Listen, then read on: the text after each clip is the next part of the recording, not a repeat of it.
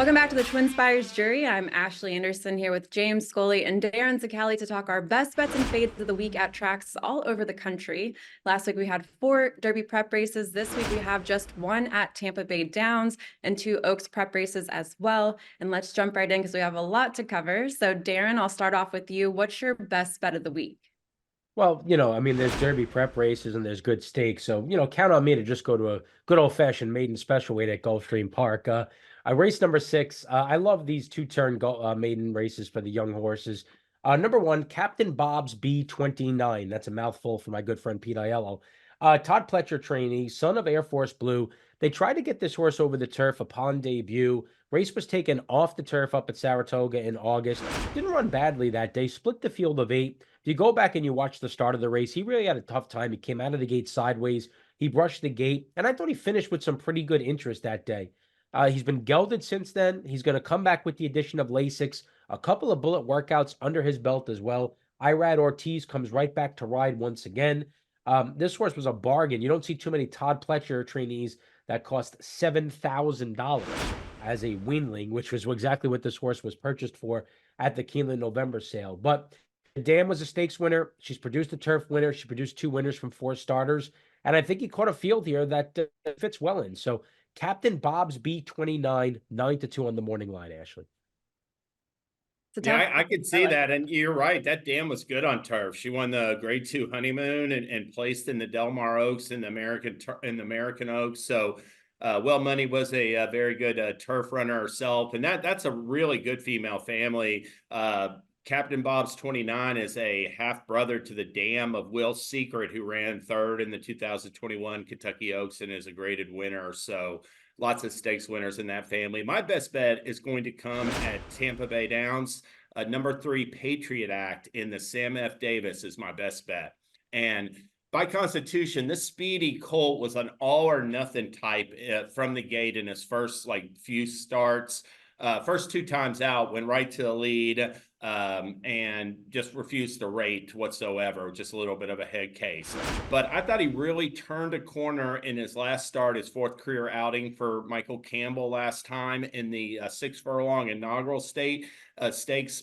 Patriot Act really rated kindly that day. It says 3rd in the point of call in there, but at one point down the backstretch, he's 4th for a good bit. And then when he got asked on the far turn, I thought he responded really well, offered a real sharp turn of foot. And what I liked about him was he came home fast, as opposed to his first 3 races where he had nothing left for the stretch. He finished up full of run.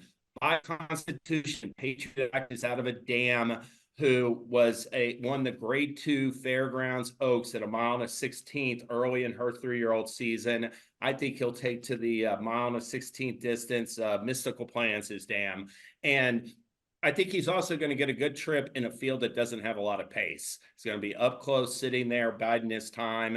I don't know about longer distances, Ashley, but I'll look for Patriot Act to handle the 1 1/16 trip in the Sam F. Davis. Well, he has a good net speed figure last out, so that does make me feel like he has a chance here. I'm curious what, James, what do you think about Agate Road? Oh, and I'm sorry. Did I say Patriot Act? I'm sorry. It's Patriot Spirit. Sorry about that, Ashley and Darin. Patriot Spirit, number 3 in race 10 at Tampa Bay Downs is my best bet on Saturday. I didn't catch it myself, so I'm glad you caught it. But I did want to ask, that we have Agate Road, who won a graded stakes on turf, switching back to dirt. And I really don't know what to make of this horse. What do you think, James? Do you think there's a chance here? Or do you think needs another start on dirt before it can potentially be a threat? Well, I wouldn't count him out because he does have some class, juvenile class. And I don't think that there's certainly not a proven field of 12 3-year-olds entered for the Sam Davis.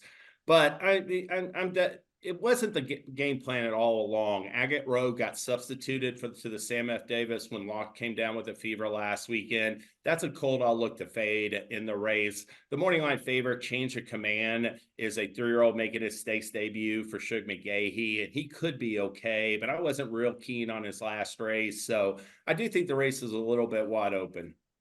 I'm a little interested in No More Time at a price, who I really was impressed with his maiden win last fall at Gulfstream Park. He was given about 10 weeks off, was 2-1 in the Mucho Macho Man, which produced the next out winner in First World War. And I thought he looked a little uncomfortable that day. He was headstrong early, kind of hopped a little bit at the start. He was wide on the second turn. I don't think we've seen the best of him yet. I wouldn't be surprised to see him move forward. He's got some tactical speed to lay close as well. So if you're looking for a price for the exotics, I do like James's horse, but No More Time has some appeal for me at a square number.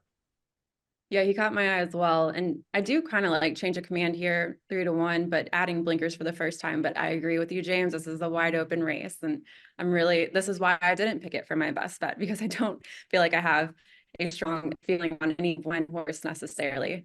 But for my best bet, I'm going with number 6, on in race 9 at Gulfstream, the Gulfstream Park Turf Sprint.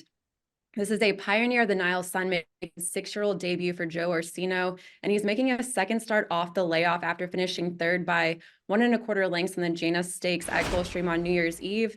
And I think he has a chance to step forward here. He's reopposing a number of rivals, including Panther Island, who won the Janus Stakes as an 8-1 long shot.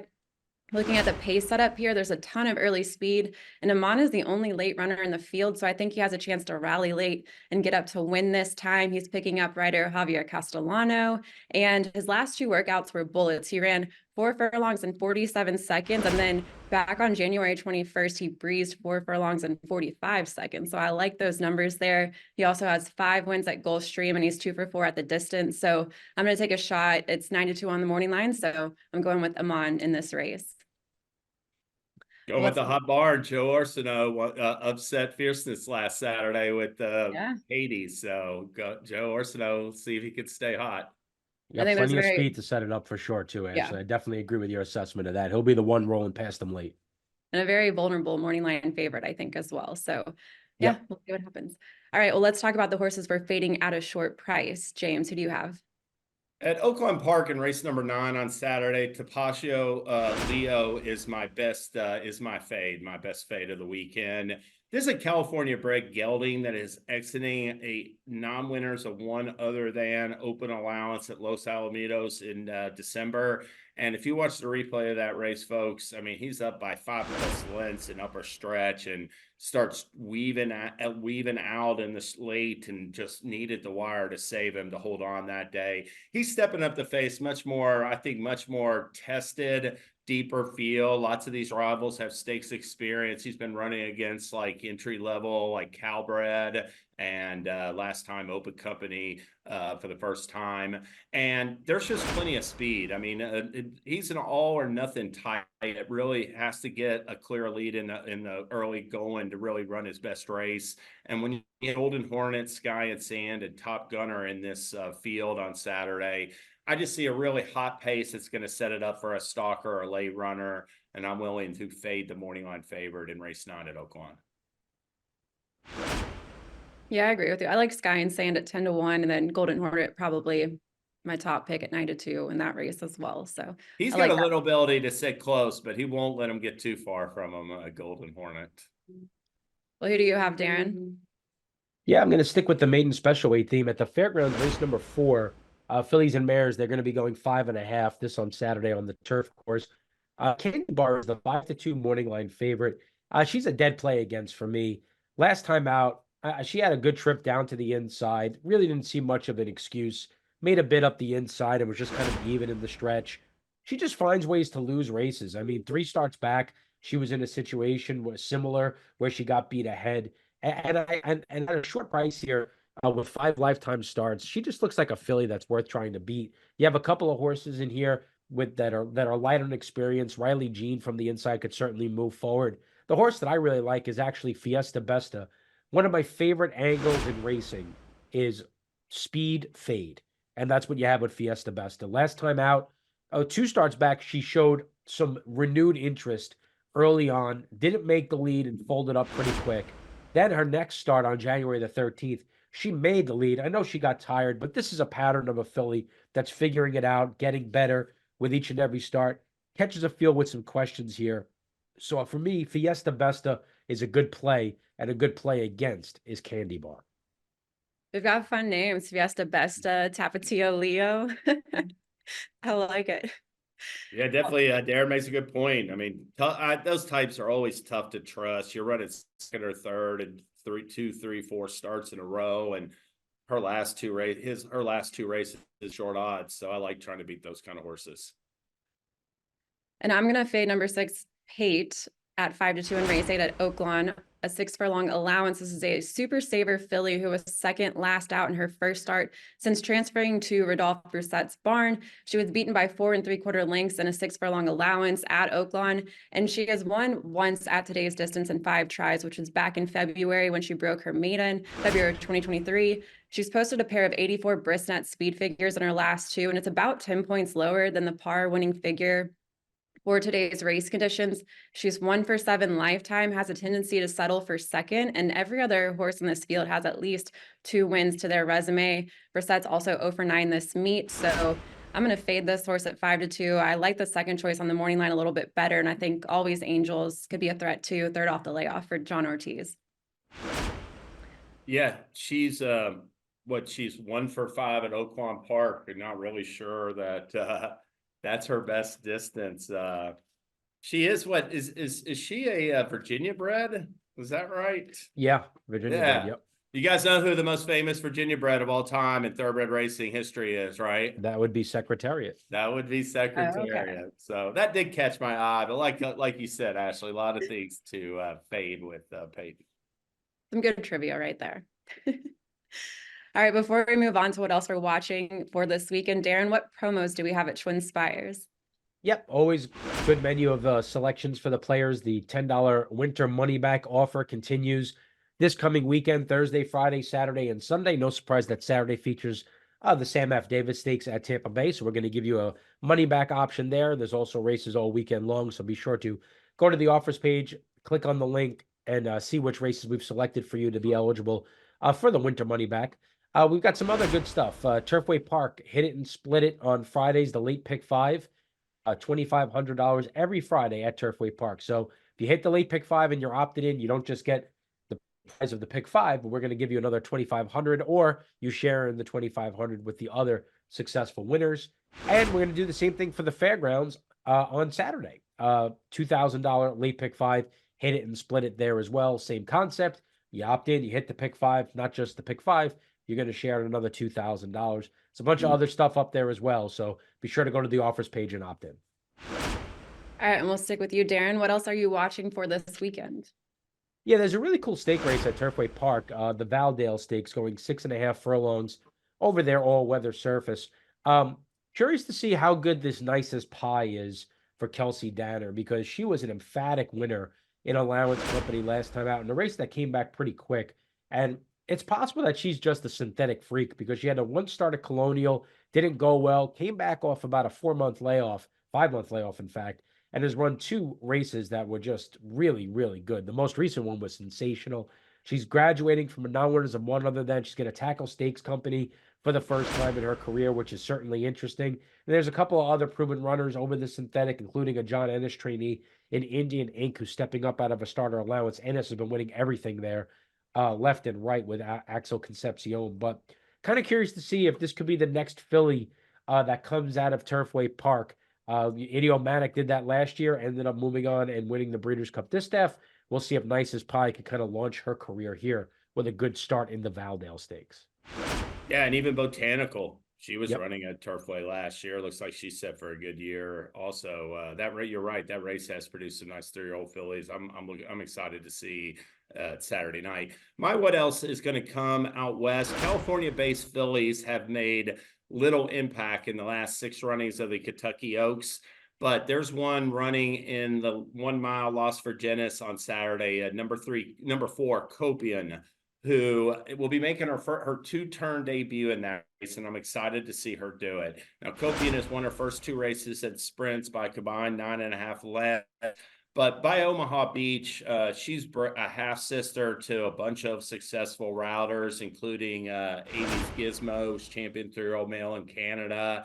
And this female family is just stamina-laced throughout. So the fact that she led wire to wire, has good positional speed, good mix of speed and stamina in her bloodlines, I'm really excited to see her stretch to 2 turns and given that Richard Mandela trains her, he had Tamara, who looks like she was going to be such a terrific 3-year-old filly this year last fall, and she wound up getting hurt in the Breeders' Cup Juvenile Fillies. It's great to see a Hall of Famer like him get another filly like Copian come along. So I'll be looking forward to seeing how Copian runs in Saturday's Las Virgenes, Ashley. And there's another Kentucky Oaks prep race at Tampa Bay Downs. It's the Sun Coast, and we'll have Gunrunner filly Life Talk making a try for her second straight stakes win. She recently won the Grade 2 Demoiselle against 7 rivals and posted a 93 Bristol speed figure. She's 2 for 5 lifetime, but her 2 losses after breaking her maiden were to Just FYI, who won the Breeders' Cup Juvenile Fillies. But between Copian and Life Talk, I think Copian might have a little more potential. And I know, James, you were telling me that you probably would try to beat Life Talk, but looking at this field, I think she probably has it here, but maybe that next start, you see she's vulnerable, right? I think so. I mean, you know, I wasn't a big fan of like how fast she ran last year. And obviously she can move forward as a 3-year-old progress and maybe turn into a top class filly. My issue with the Suncoast is I took a hard look at like several of her rivals and they just don't look good enough to beat her. So if I'm going to have to beat Life Talk, it's going to be down the road, Ashley and Darin. I actually bet her in the Breeders' Cup Juvenile Fillies, and she ran a really good race at 21-1 that day. So it's kind of an interesting spot for her. You know, she's been the 1.125 already, sending her down to Tampa.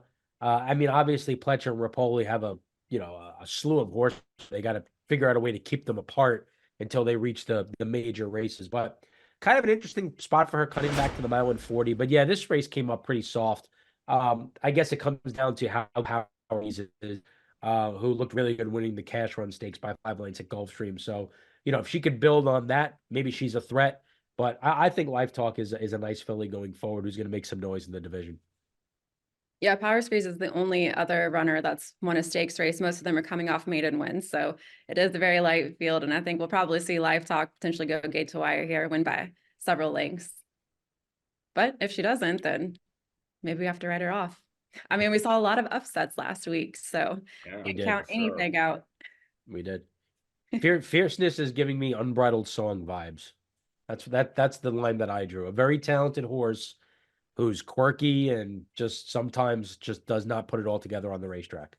One thing about it though, this year's race doesn't have that much depth per se. Obviously, it just has one main, you know, one top draw, but it got Nest 2 years ago. It got Wonder Wheel, who was a 2-year-old filly champion last year. So it's you know, it's attracted some nice horses in recent years. Well, a lot of interesting races to watch this weekend. Be sure to head to TwinSpires to opt into those promos that Darin mentioned, and we'll be back next Thursday with more best bets and fades.